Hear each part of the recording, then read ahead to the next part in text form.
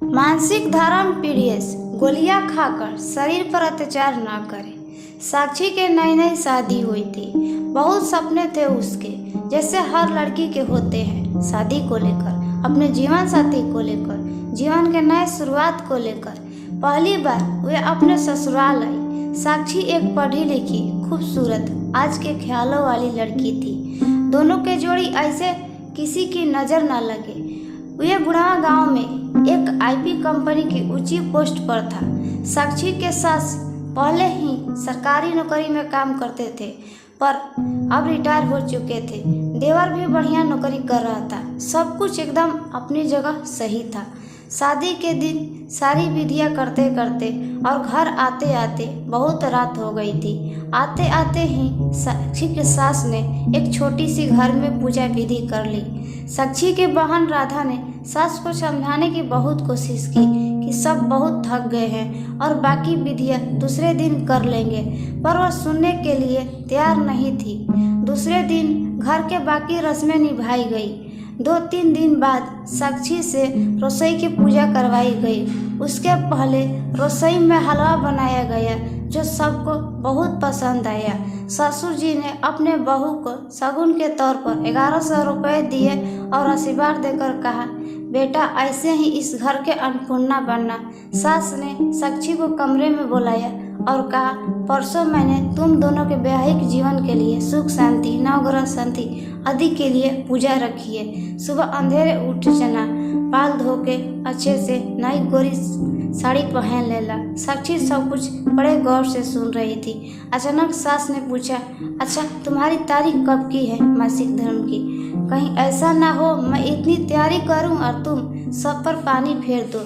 साक्षी ये बात सुनकर थोड़ा अजीब लगा, पर ज़्यादा ध्यान नहीं दिया। वह बोली, माँ जी अभी 5-6 दिन तारीख को है, कोई गड़बड़ नहीं होगा। हाँ, पर शादी के भागदौड़ में कुछ कह नहीं सकती। सास बोली, तो एक काम कर ले, गोलियां खा लेना ताकि पूजा में कोई विघ्न न आए। साक्षी सर हिला के अपने कमरे में चली गई। पूजा विधि सब हो गई। सभी रिश्तेदार अपने अपने घर लौट गए। सुमित भी छुट्टियां खत्म होने वाली थी। वे कमरे में आई और सुमित ने उसे जोर से अपनी तरफ खींचकर अपनी बाहों में ले लिया। वे उसके करीब आने की कोशिश कर रहा था। उतने में साक्षी बोली, सुमित मुझे तुमसे कुछ बात करनी है। पर सुमित कहाँ उसे बात सुनने वाला था। साक्षी ने कहा, सुमित प्लीज बात जरूरी है। आज माँ जी ने उतना सुनते ही सुमित साक्षी की तरफ देखा और बोला, क्या हुआ, कुछ कहा माँ ने? साक्षी बोली, माँ जी ने कहा है अभी ये सब मंगल वातावरण है, इसीलिए अभी ऐसा कुछ भी मत करना। चाहो तो मैं तुम्हें बाद में टिकट निकाल दूंगी, तब तुम खूब घूम लेना मन भर के। सुमित तुम्हें नहीं लगता ये सब थोड़ा अजीब है?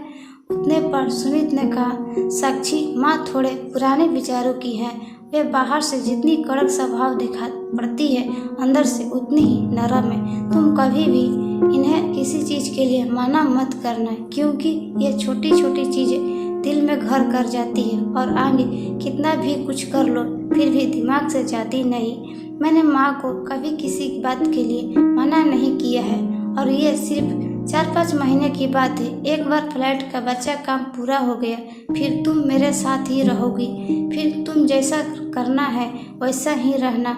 मेरी तरह से कोई बंधन नहीं रहेगा। उसे सुमित की सारी बातें समझ आ गई और उसकी मम्मी ने भी यही समझाया था। शुरुआत के दिन कुछ दिन ससुराल वाले जैसे बोले तुम वैसा ही करना। तुम्हारी इच्छा हो या ना हो, मगर तुम्हें सभी के दिलों में अपनी जगह बनानी है, तो वो जैसा बोलेंगे वैसा ही करना। 5-6 दिन बाद सुमित चला गया। सब कुछ एकदम बढ़िया चल रहा था। तभी साक्षी को मासिक धर्म पीड़ित आ जाते हैं। वीडियो लंबा होने के कारण ये पार्ट 1 है। पार्ट 2 देखना चाहते हैं तो कमेंट में प्लीज़ पार्ट 2 लिखिएगा और वीडियो को लाइक कर दीजिएगा ताकि